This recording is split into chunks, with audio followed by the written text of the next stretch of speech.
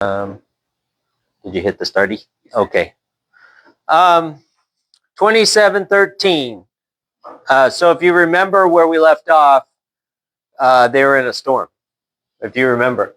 So they were here at Crete, if you remember the whole spiel. They were here in Crete. Paul says, don't, we're going to go. Paul says, don't do it, man. And they said, nah, we'll be okay. Famous last words. We'll be good. And then they took off. They had all kinds of problems, all kinds of weather. They couldn't see the stars, if you remember, and that's kind of the only way that they can navigate. They couldn't see the sun. They couldn't see the stars. They were getting tossed kind of to and fro. They didn't know what was going on. But Paul told them, it's cool. I told you not to come, but you did. And that's okay, because God told me that I'm going to be okay. And you're going to be okay as long as you're with me. So everybody was kind of a little encouraged on that. They wound up coming near some land, and we're going to look at that. But if you remember, right before the end of what we talked about, some of the sailors and stuff could kind of sense that they were coming near land, which I'm guessing if you're a sailor that you've been doing that for a long time, maybe there's a way that you can tell that. Maybe the land mass breaks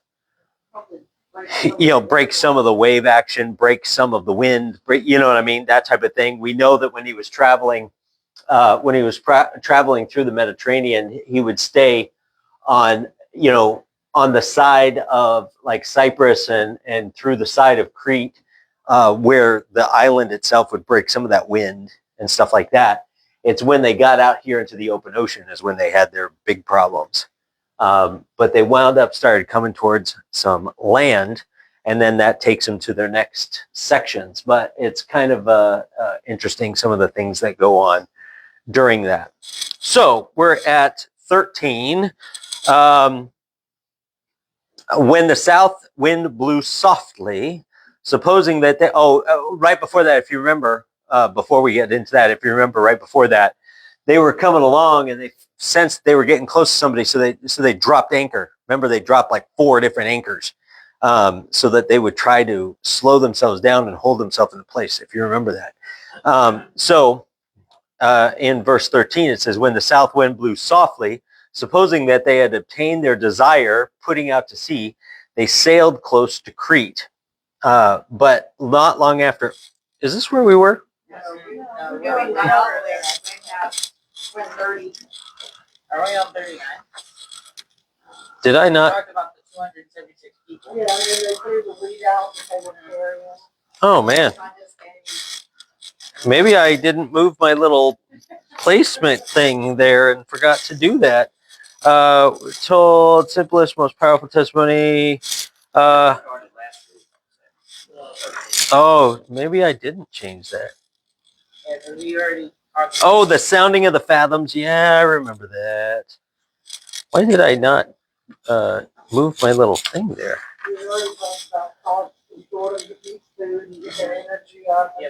Yeah. While there was a day coming, Paul besought them all to take meat, saying, the day of 14. Good cheer. So they took some meat. Yes.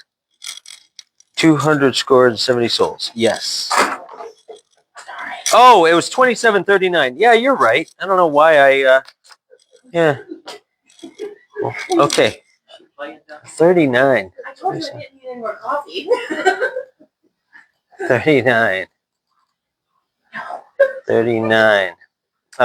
When it was day, so they were there, right there. They already lost their cargo. They lost everything that they had, basically, that wasn't tied down so they could stay above the water.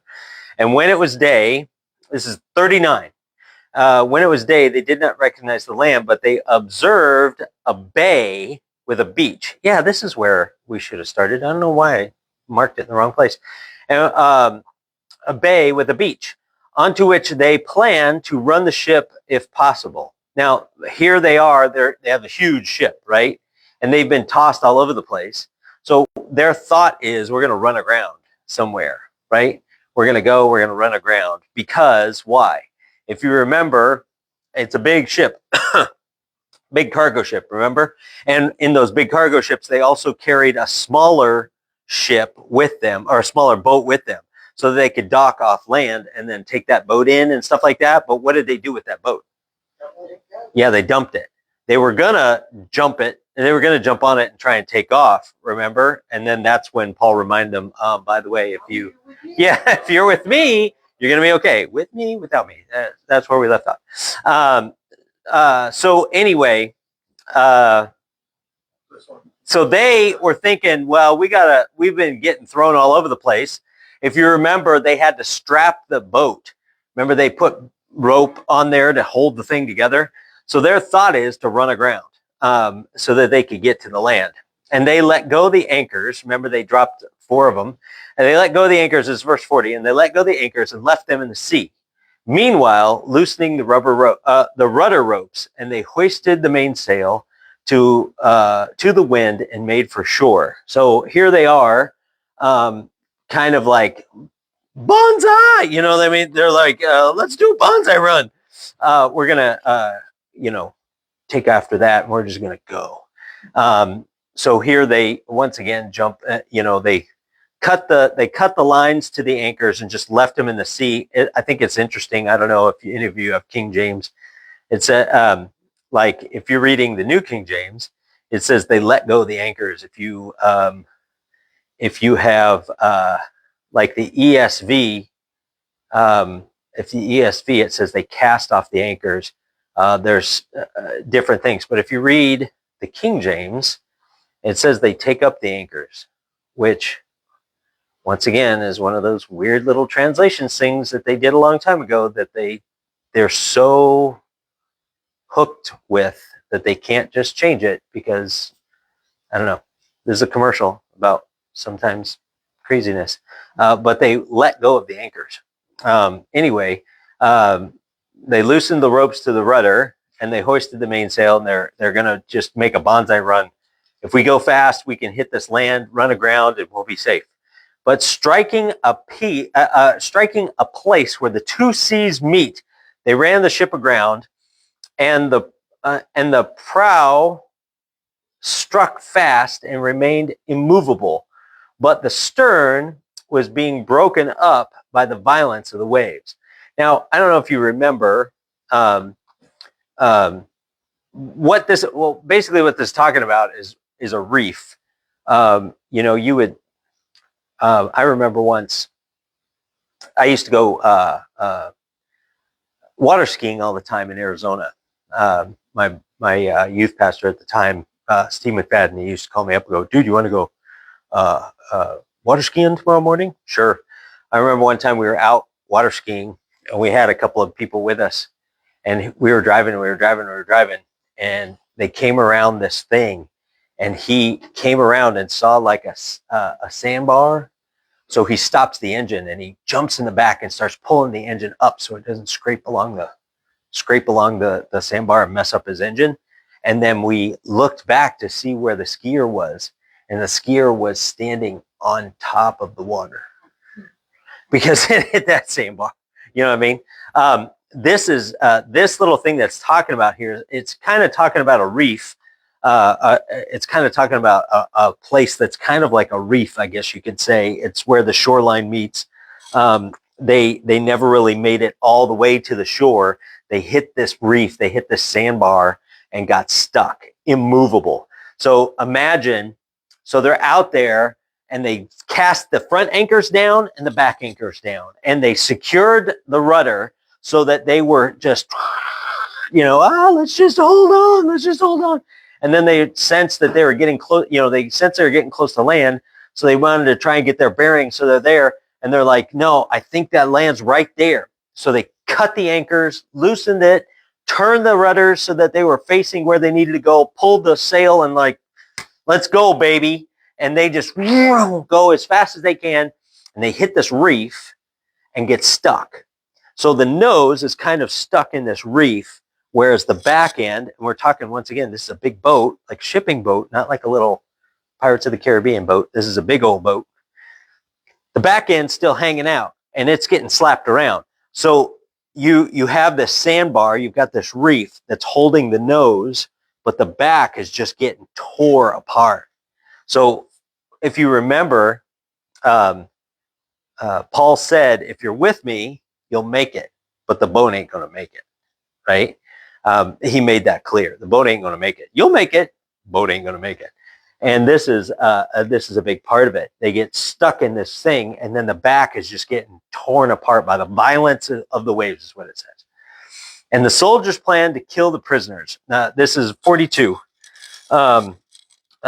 This little channel between the islands, they get stuck in, and the back end is starting to get tore apart. They know that since they ran into this little channel, that they're probably close to land. They're not there at the land, but they're close to the land. And you're going to see in a couple of verses where they actually jump out and swim to the land. So you got to understand that they hit this reef, this little channel where things meet. But the ship was big enough that it was deep enough to hit this little channel in this reef and hold it in one place, make it immovable. But it was still deep enough where people could swim. Like you didn't jump in the water and you could stand up, like, my skier friend that was doing that. It was deep enough that you could do that. So here they're stuck, right? They ran aground. They're stuck. They're not near the water. They're not near the land. They're a ways off, and they're thinking to themselves, "Well, this is bad. We don't know what's going to happen. We don't know where we are. We're stuck here. We're close to the land, but we may not be able to keep track of everybody." And it's a normal thought, I guess you could say. There was 260 or 276, right? There's 276. So you might not be able to keep track of all the prisoners. So the first thought is the soldiers plan to kill the prisoners, lest they themselves should swim away and escape. Makes a lot of sense. Yeah. I know on this last couple of weeks. Mhm. So on the ship that they're on right now, they have prisoners on it, right? Yes, the prisoners that came all the way from Caesarea. Okay. They were prisoners that they took all the way from Caesarea. And they're heading to. There's a battalion, a small battalion of soldiers that are with them, maybe 100, and there's also prisoners and crew. So 200 something prisoners. That's 200 and something people, and that's not how many they started with, probably in Jerusalem or in Caesarea, but they bounced along the coastline until they reached Crete. Okay. From Crete, they got themselves into a shipping lane where there was a cargo ship that was going. So when the soldiers and the prisoners met with the sailors, the number was 276. Okay. From that point. All right. I'm with you now. Okay. So the soldiers were thinking to themselves, let's kill the prisoners so they don't swim away and escape. Kind of makes sense. Maybe that was a common practice. Maybe that was, if we're stuck and there's a possibility they could escape, well, let's kill them and we don't have to worry about that. That's less that we have to deal with. Yeah. You lost 50 people doing what? That type of thing. So in verse 43, but the centurion, the guy that has been very helpful and very gracious so far to Paul, every time Paul went somewhere, he allowed Paul to have people travel with him, and he allowed Paul to go talk to people and preach to people. So this guy is actually pretty cool. He says, but the centurion, wanting to save Paul, kept them from their purpose, kept the soldiers from their purpose, and commanded that those who could swim should jump overboard first and get to land. So women and children first. If you have the ability, like if you're not injured, you're not, whatever, jump overboard and start swimming, because we're close to land. We just ain't close enough to be able to jump off the boat, and there you are on the beach. So he says, go ahead and go. The rest, some on boards, some on parts of the ship, and so it was that they all escaped safely to the land. This was Paul's decree. If you're sticking with me, we're going to make it. The ship ain't going to make it, but we'll make it. And that's the concept here. The centurion stopped him from killing everybody, just like they were stopped from taking the boat and jumping ship and trying to make it on their own. Now we're going to be better together. The rest of them jumped overboard. Maybe some of them had the ability to walk or swim. Maybe some of them didn't, that type of a thing, but they all made it to the land. And that's kind of the significance there. God had saved the 276 people just like Paul said he would. And now here they are on this new island. Now, 28. This is where we start. And this is where we kind of get going. We've kind of had this big, I don't know, soap opera thing going on, trumped up charges and courts and people trying to kill him and all this kind of stuff. Then we had the him sailing and all this kind of stuff. It's kind of funny that if you look at your timeline, you'll see that he wrote 1st and 2nd Corinthians while he was still kind of towards the beginning to the middle of his 3rd missionary journey.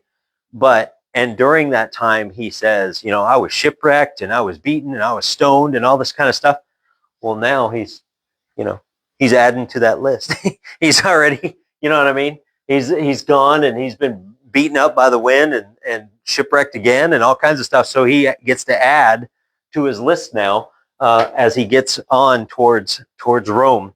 So here he's going on, and now he is the closest he's been to the city of Rome. And the drama is kind of not over yet. There's a lot of interesting things that go on here since he set sail from Caesarea.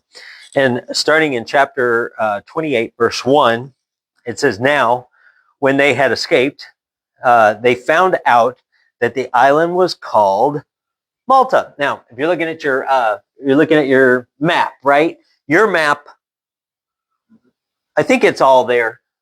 You go over here, and they were boom.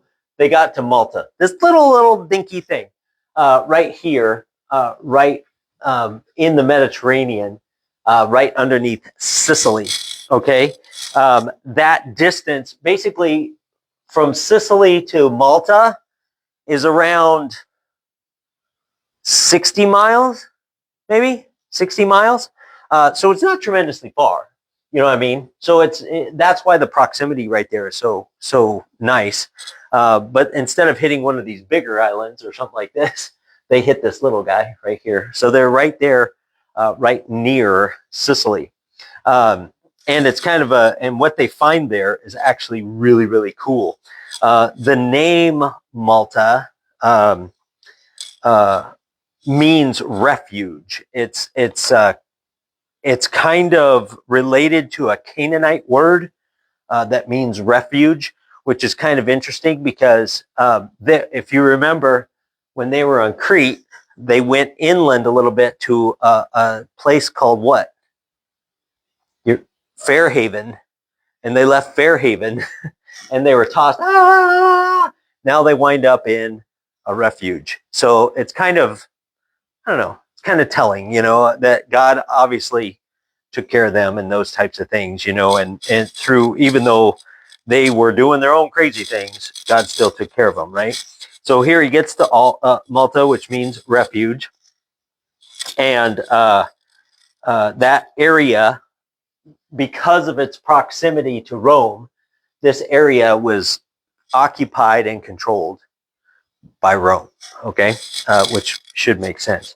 It's been that way for a couple hundred years. Now, if you look at verse 2, it says, "And the natives."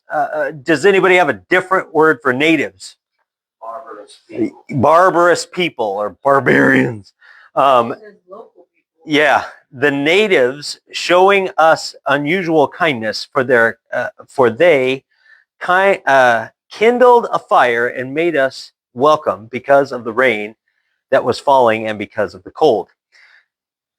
It's interesting.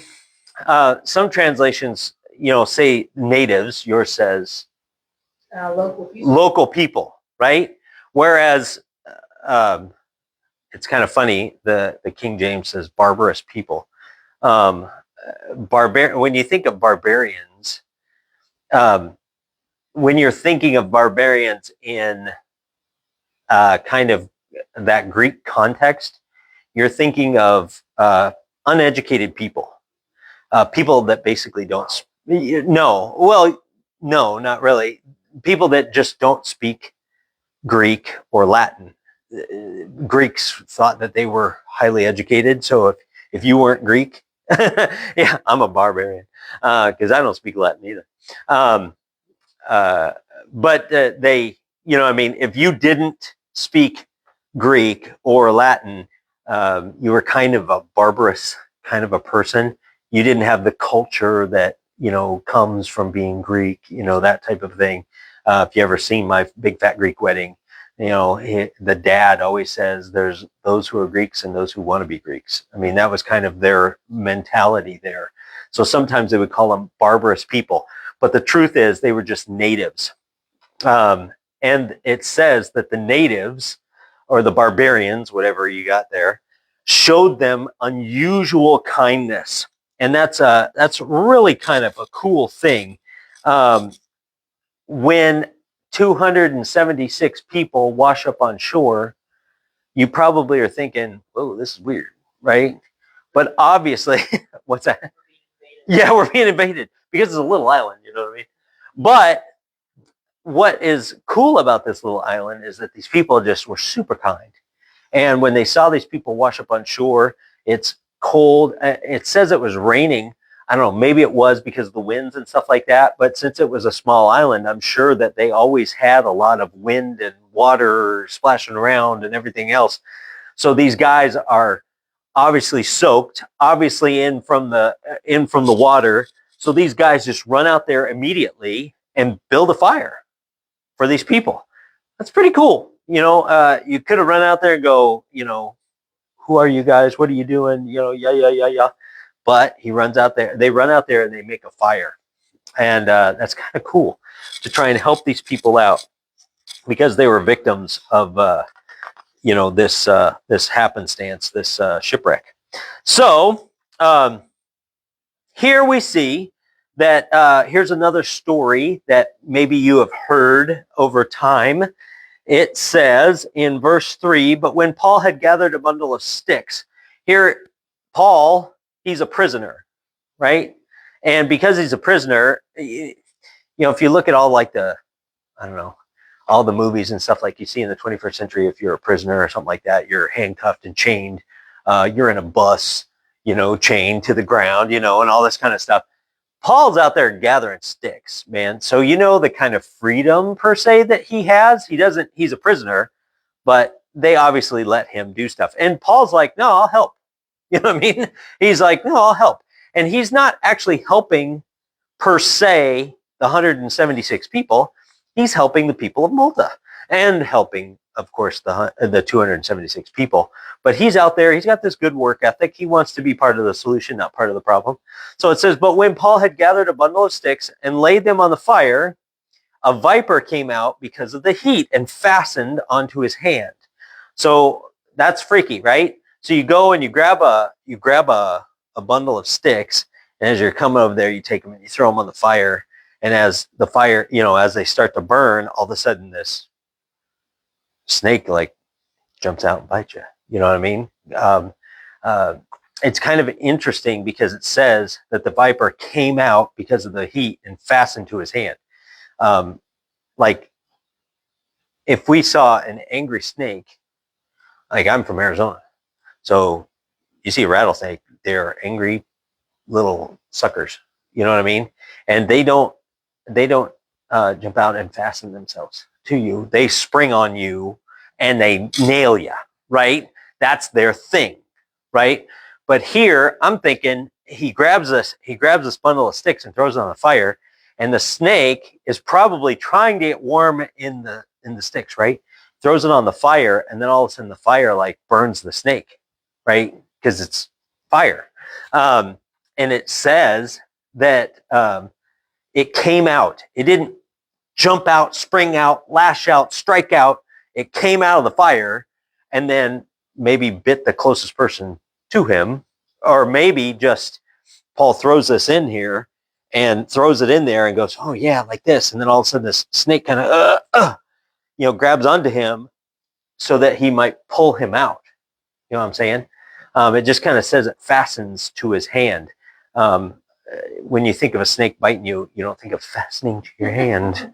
You think the dude's trying to eat me, type of a thing. So it's just kind of a weird kind of a verbiage that's used there. I think it's interesting because I'm a nerd. But See, I'm thinking just wrapped around his hand. I mean, you're thinking it bit him? oh yeah, it bit him. Yeah, it bit him for sure. And the reason being is because we're about to read that. Okay. So when the natives saw the creature hanging from his hand, they said to one another, no doubt this man is a murderer whom, though he was escaped the sea, yet justice does not allow to live. Here, these little dudes, these Malton dudes, are a little superstitious, right? So their thinking is karma's going to get this guy. It literally bit him in the hand. Because even though they were shipwrecked and even though this guy made it onto land, he ain't going to make it. Yeah, he's dead meat. I think it's interesting because they use this word. I don't know if you guys have a different word there. In my translation, it says, no doubt this man is a murderer whom, though he escaped the sea, yet justice does not allow him to live. Do you have a different word than justice? Vengeance? I have justice, but it's capitalized. Yeah, it should be capitalized. That's good. Justice. It should be capitalized, actually. Here, the word vengeance or the word justice in the Greek, it's kind of used for a goddess, the daughter of Zeus in mythology, who was the kind of the goddess of justice. That's kind of where this word kind of comes from, but the word itself means condemnation. It means punishment. The word, which is dike, if you look at the original manuscript, it has that little word again. Remember that little word like he or ho or whatever? And what does that mean? It means the. Remember? The. So the reason why you have a capital J for justice is because it's the justice. All right? So their thinking is that this guy, they must have already heard some of the stories, hey, you guys okay? Yeah, we were shipwrecked on a cruise. We're going, we're heading towards Rome with some prisoners and we got shipwrecked. Oh, well, let's build your fire, right? So they start building a fire. Paul's like, I'll help. And he goes and he grabs this. And being a prisoner, when the snake bites him, he's thinking, the watchful eye of the goddess of justice is gotcha. Okay? You escape the sea, but justice is still going to be served. Vengeance is still going to be served, right? Not a justice or not, you're automatically determined to be guilty, but because it's the justice, you are guilty because the goddess of justice is zapping you, right? You're getting zapped, all right? So that's kind of an interesting thing that they have there right there. It's kind of cool. Anyway, their superstition thinks, well, this guy must be bad because he just got bit. But, verse 5, he shook off the creature into the fire and suffered no harm. So my thing is maybe he got bit, maybe he didn't get bit, but you're going to see as we move on through this, we're going to see he did get bit. But the thing might have just attached to him just to get away from the fire, to get pulled away from the fire. And he takes it and he's like, and shakes it off into the fire. It's dead now. Yeah, that's the thing. That's the thing. So he shook off the creature into the fire and suffered no harm, right? So here he is. This, he's not worried about the whole situation. He just knows. Now, this next verse, all right, in verse 6, is super, super interesting. And the reason why it's super interesting is not only because I'm a nerd, but because of the person writing it. Who is writing this account? The doctor, Luke the doctor. And here we see that he uses a whole bunch in the next few verses. He uses, there's a bunch of medical stuff that comes up, and he uses a bunch of medical terminology that is found only here in the New Testament, or only a few times in the New Testament at all, mostly by Luke, because he's a doctor. It's just really interesting. So when the natives saw that the creature hung from his hand, they said to one another, no doubt this man is a murderer, whom they escaped the sea, yet the justice does not allow him to live. The goddess of justice is not going to allow him to live. Verse 5, but he shook off the creature into the fire, suffered no harm. However, they were expecting that he would swell up or suddenly fall down dead. That's so interesting that he would say that, right? It's so interesting. If here he goes and he gets bit by this snake, right? And he says, well, it could have just said, everybody's just kind of watching him, ready for him to fall down dead because he's got poison in his system, right? But he adds something else to it. He adds that he would swell up or suddenly fall down dead. Why say swell up? Like, if you're getting bit by a snake, they're watching to see if you got poison, you're going to die. You know what I'm saying? Why swell up? Well, as a doctor, he knows the effects that different animals and different poisons can have on you. This word swells up. It means it's actually a two-part word, kind of, two words there, and it means to be swollen. And this word is the only time you're going to find this word. Does somebody have something different than swelled up? You might just have swollen, right? It literally means swollen or to swell up. It's the only time this word is used in the New Testament, and it's a medical word for inflammation. So if somebody gets bit, they might get an infection or inflammation in that area, and they were looking for him to swell up. Why is that detail? They could have easily just been looking at him going, oh man, he's poisoned, he's toast. Why swell up?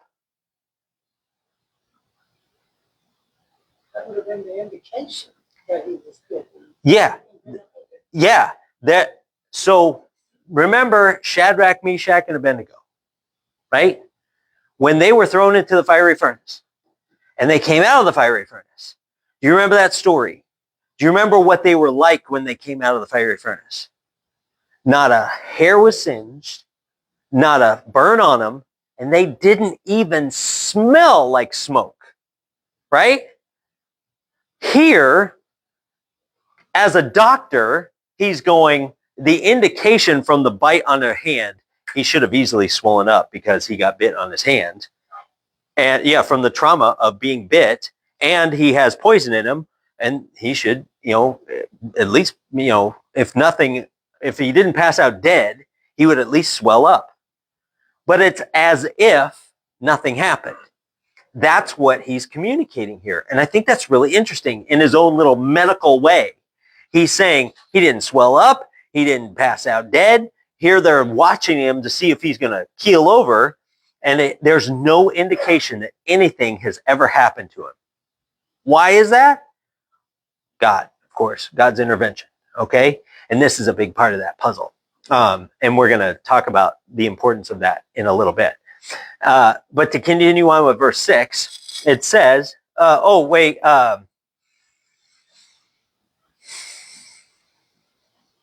however, they were expecting that he would swell up or suddenly fall down dead. But after they had looked for a long time, this is verse 6, but after they had looked for a long time and saw no harm come to him, they changed their minds and said he was a god. Now, the next word that you need to look at, which is, I don't know, maybe not a big deal, in the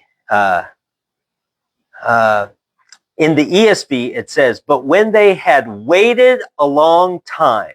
In the New King James says when they were expecting him, but they looked at him for a long time. They had looked for a long time. Does anybody have any kind of different verbiage? They waited for a long time, or they looked for a long time, that type of a thing.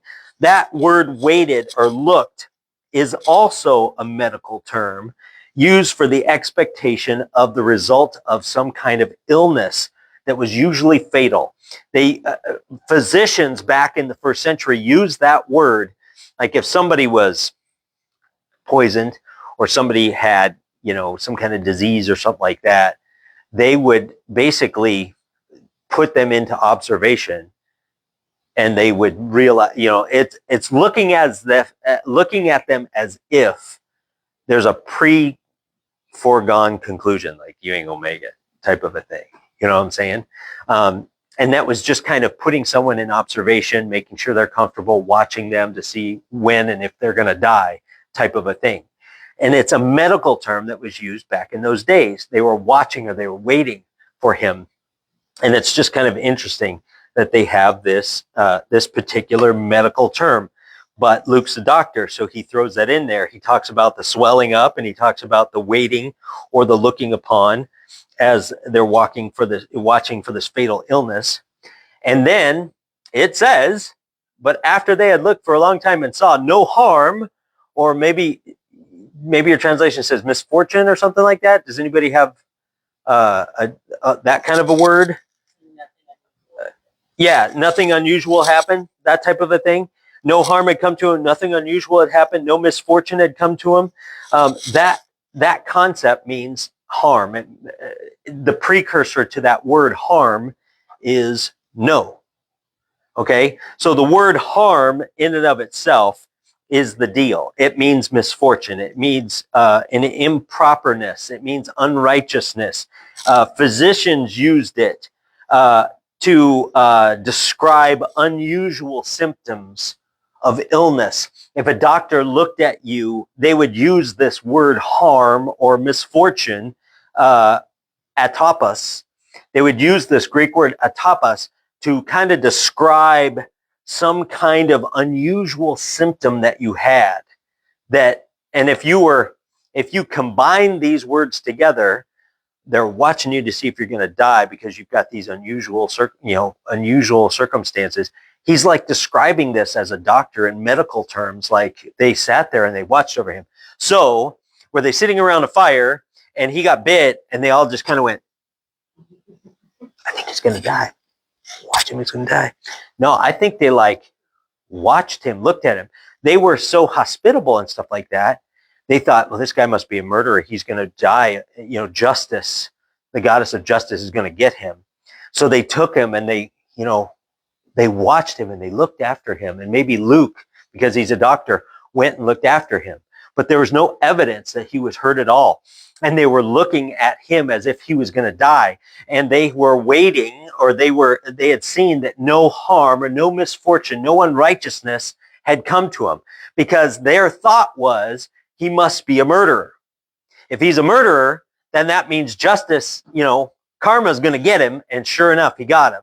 I get the impression Luke kind of knew that he was going to be okay, because he said they. Oh yeah, they thought that. They thought that. See, he's giving the account after the fact. So it's interesting that he's describing it in these medical terms. But the thing that's really interesting is the last part. They start this whole process. He throws this thing in here. Snake bites him. He throws it off in there, and they're like, dude, this guy's a murderer. He's toast. Justice is going to have his pound of flesh. And sure enough, you're going to die. So they're like, here, come sit down. You're done. And he's like, no, I'm good. And no swelling, no nothing. And they're looking at him like waiting for some kind of symptom to pop up. You know what I mean? Like, when you eat a bad burrito, you start, the stomach starts to rumble, and then you start to feel like you're going to have gas, and bad things symptoms pop up. Nothing, right? After that, they started this process going, this dude must be a murderer. And when none of that transpires, when he doesn't drop dead, they automatically think what? He's a god. This is something else, because the goddess of justice struck him and he lived. So what's their natural thought? Well, he must be a god himself. The only way that he could survive the vengeance of the goddess of justice is if he was a god himself. It's kind of interesting. Here he just kind of takes all that medical jargon, and I think he uses that medical jargon in an effort to try and show the severity of the situation and see the contrast. They started here and they wound out here. And they did it because they're thinking, well, he obviously must be superhuman, right? But it was God, just the one true God, not him as being a God. Verse 7. Verse 7. In that region, and that's that story. Cut. Scene's over. Then it starts another one. In that region, there was an estate of the leading citizen of the island. Maybe some of you have a different, maybe you have the word magistrate, maybe you have, I don't know, whatever you might have. The leading citizen of the island, his name was Publius. I always think it's Publix. When I look at that, I know. When I read this, I think, oh, Donald. Publius, who received us and entertained us courteously for 3 days. Here, the leader, all the people came out and they gathered them together and they built a fire. Hey, you guys okay? That type of a thing. And then the leader comes out, and you can see why these people are probably pretty generous, because the leader himself comes out and says, hey guys, how you doing? Let's see if we can help you guys. We want to, he was obviously some chief man or magistrate or dignitary, something like that. He was the leader of this little ragtag bunch of crazy people on Malta. And here he comes out and he entertains for 3 days. Now, there's 276 people. I doubt seriously. He said, hey, everybody, sleep over at my place. I doubt seriously. It says there that he entertained us courteously. So us obviously means that Luke was in the mix. Luke was in the mix. He was part of the us. But usually when he talked about us, he always talked about Paul and his companions. Maybe you also got, that centurion, Julius, who was, watching, maybe the head dude, you know what I mean? You're the head centurion and you guys are cool. Hey, come, let's take you in. Let's make sure you're okay. And he puts them up for 3 days. Maybe that was so that they could secure lodging or something long term, because this is the winter time. Paul, they wanted to set sail. If you remember, this whole process started on Crete. We got to get ahead of the weather. So we got to set sail while we can, right? And it was calm wind the day that they took off, and they thought, this is our chance. But it quickly turned south, and it was wintertime, right? So here he put them up and entertained them for 3 days. Verse 8, and it happens that the father of Publius laid sick of a fever and dysentery. Once again, it's kind of funny that he could have just laid sick. But he laid sick of a fever and dysentery. Because he's a doctor, he keeps throwing these things in there to try and show the severity of it, and he probably can't help himself because that's just what he does, right? And Paul went to him and prayed and laid his hands on him and healed him. Is Paul still doing that? Obviously so, right? There's... These people already thought he was a god. Yeah, no kidding. It's important. It's important to know that so we're looking at this, and the reason why we're studying the book of Acts in the first place is to understand the transition between one dispensation to another. Okay? And this is an important piece of the puzzle. Anytime there was a transition from one dispensation to another that we've studied, there was when one dispensation ended and another dispensation started, there was always a transition. Always a transition. Sometimes it was longer, sometimes it was shorter, whatever that looked like, right? When it was, when the 12 tribes of Israel grew up in Egypt, they were held for 400 years. After they were set free from Egypt, they went down to Mount Sinai and then up to Canaan, which took them like 40 days. And then they were there. They went into the land. They decided not to do that. And then they wandered around for another 40 days before they were actually able to get back. There was some time. There were several different things. When, during any one of the transitions from one dispensation to another, Noah, there was a flood. So he was stuck on that boat for like 2.5, 3 years, something like that. So, there was always a transition. This transition is no different. But this transition, you have to understand that one program is being put on hold. Essentially, the dispensation itself is more or less ending. The covenant promises that were given to Abraham still held true because God had promised Abraham land and people and nations and things like that, right? And that had not yet come to pass. That was to come to pass when Jesus returns, but it has not yet come to pass.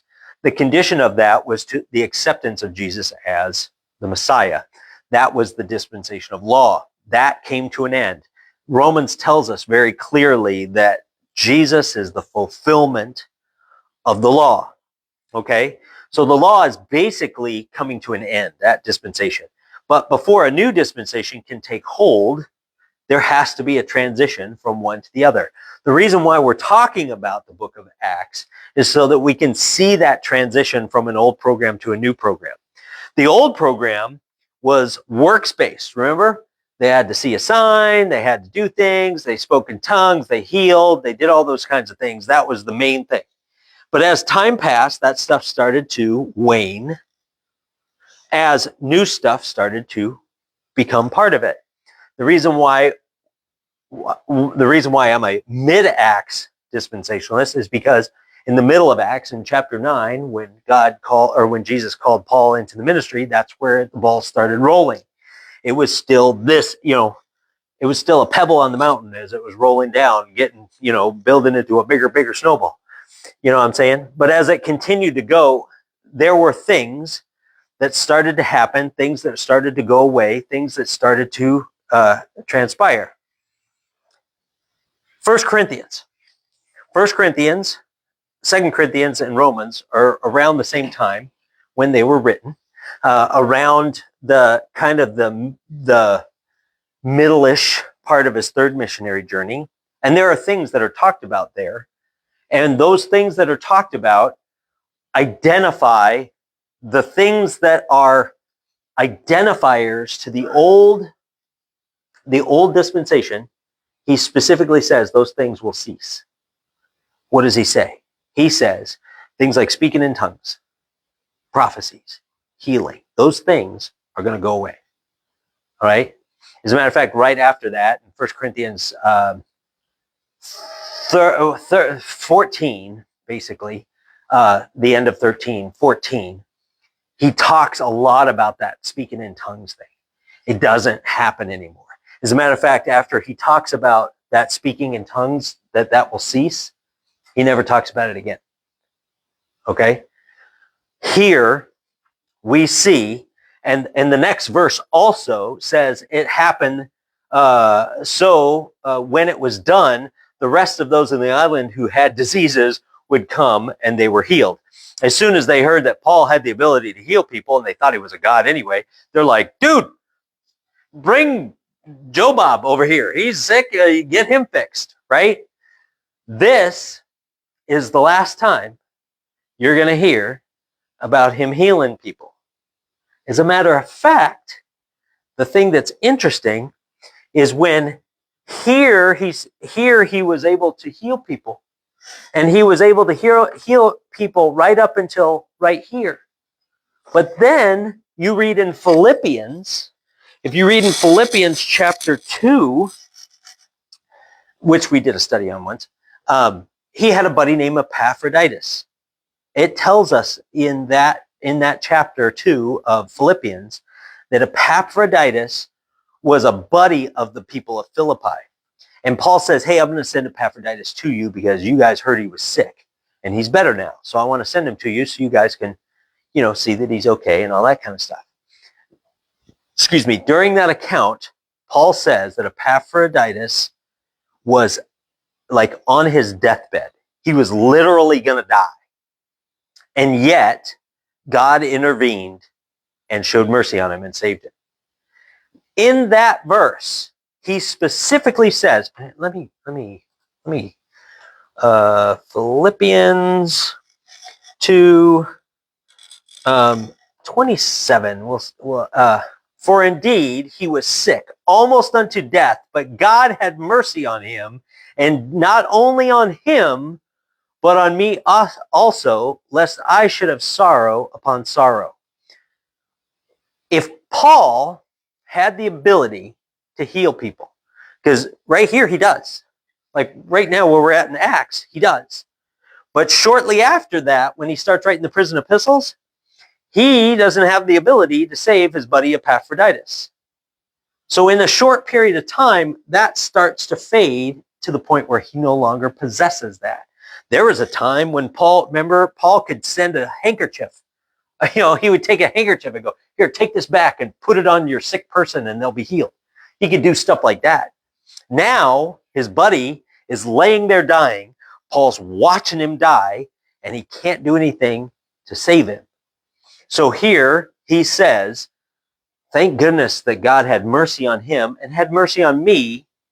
Otherwise, I'd be so sad, because not too long ago, he was on Malta healing a bunch of people. Now he can't even save his one friend, So those things fade. And then after you see this right here, after you see this, say, him healing people on Malta, you don't hear about it anymore. Why? Because it fades away. It's not talked about anymore. So I think it's really interesting that we see these things.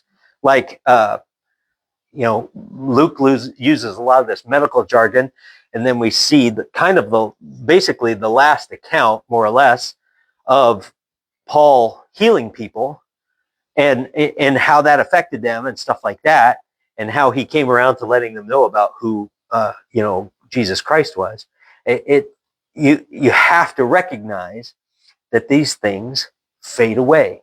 Prophecies don't come anymore. Why? In 1 Corinthians, it tells us once the completion of God's word is given to us, speaking in tongues, prophecy, they're communicative tools. Okay? If I'm talking, in Acts chapter 2, the Holy Spirit came upon the apostles and they spoke in tongues. When they spoke in tongues, there was somebody in that room that understood them, because it was a communicative tool. It wasn't that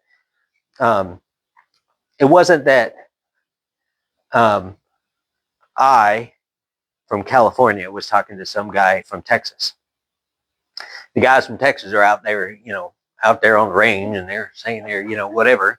I'm from California going, hey, dude, what's up? There's two different cultures there, two different lingos. When they spoke in tongues, they spoke in the dialect and the language and the dialect that was conducive to that person. Somebody understood them precisely what they were saying. All right? That was the purpose of it, as a communicative tool. When there was prophecy, he was communicating things that God would promise and fulfill. That's what, Prophet Isaiah, Jeremiah, all these guys said these things, right? John even, prophesies about the eschatological stuff that we studied already, but it has yet to be fulfilled.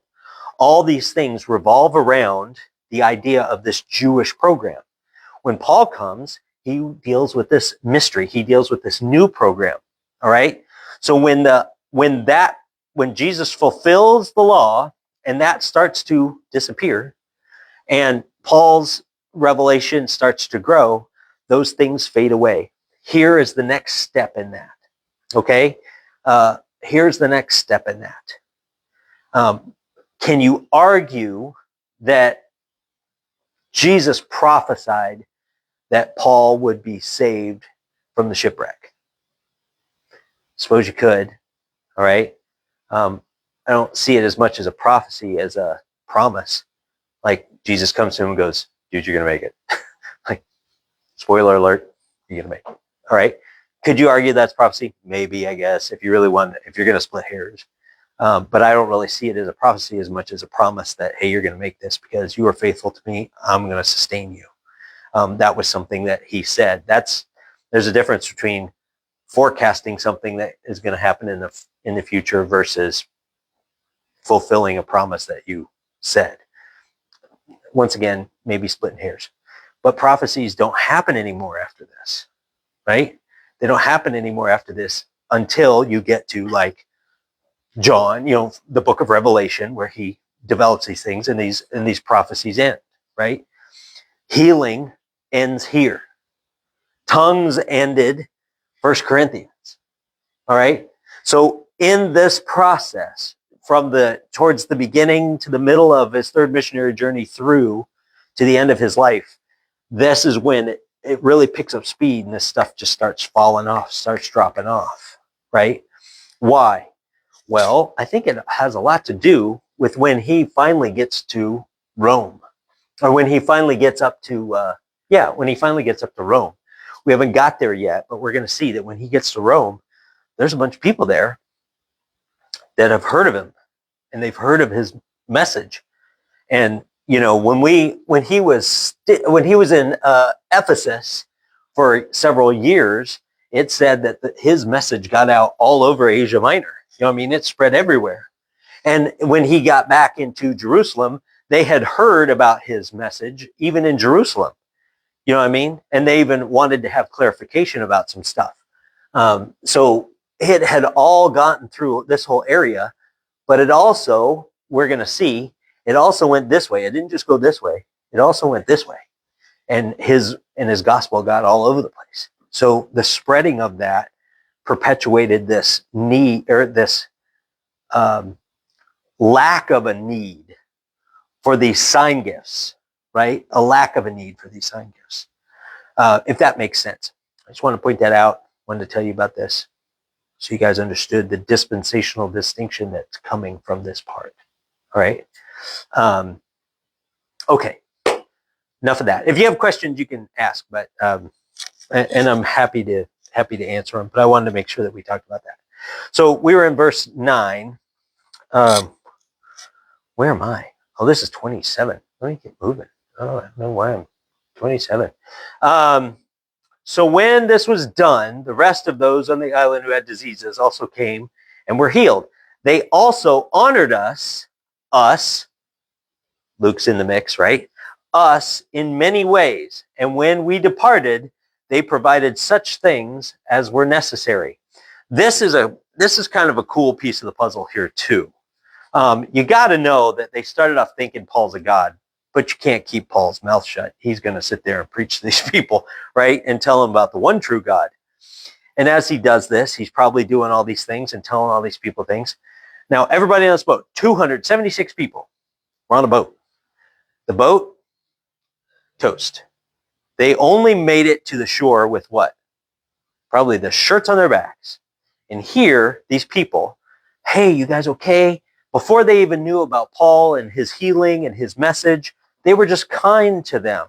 And through it all, even when they decided to leave, even when these people were leaving, they shared what they had with them so that they would have necessities.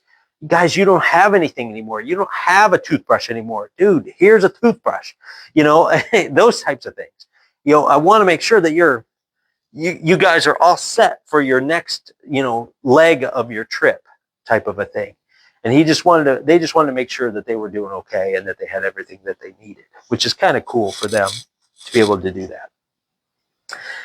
Any questions?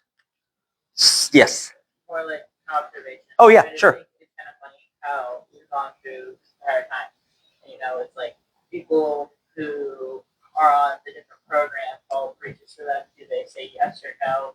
We move on to the next one where it's only Greeks. They think that he's, you know, he's crazy. Uh-huh. People still believe him or don't believe him, Right. and then move on. And then here, when he's in the middle of nowhere, just talking to these people who are kind, like Mhm.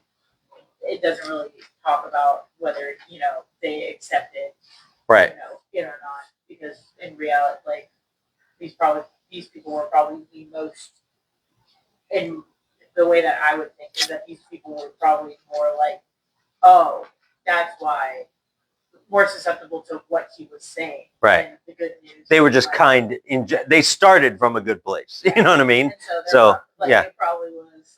It was a situation of like, yeah, we talked to them and it was great. It was so pleasant. Yeah. Well, Nothing of note. I hate to burst your bubble, You burst my bubble.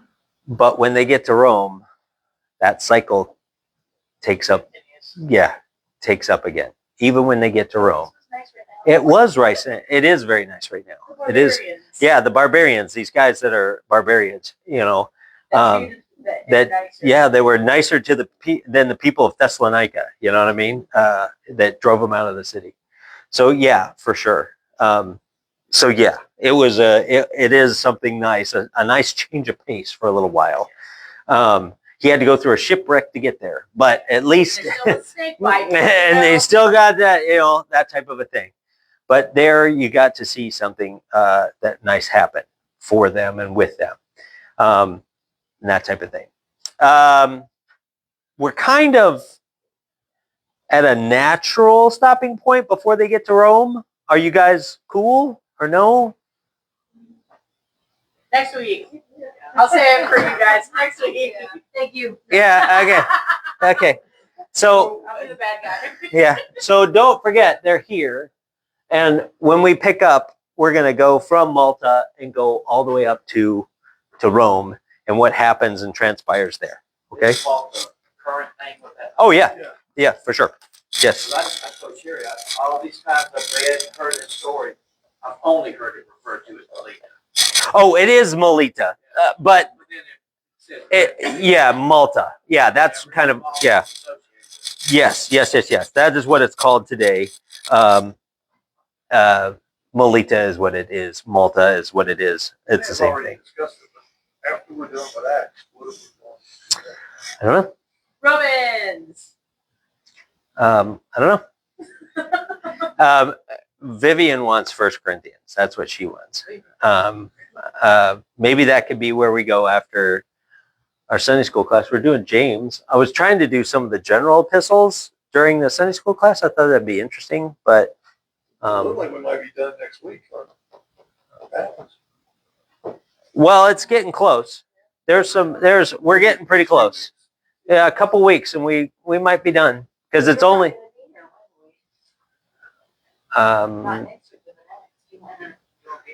oh yeah, I'll be in Phoenix maybe. Maybe, I think. But Going to the retreat. yes, I'm going to the retreat. Are you going to the retreat? Why not? Whatever. Yeah.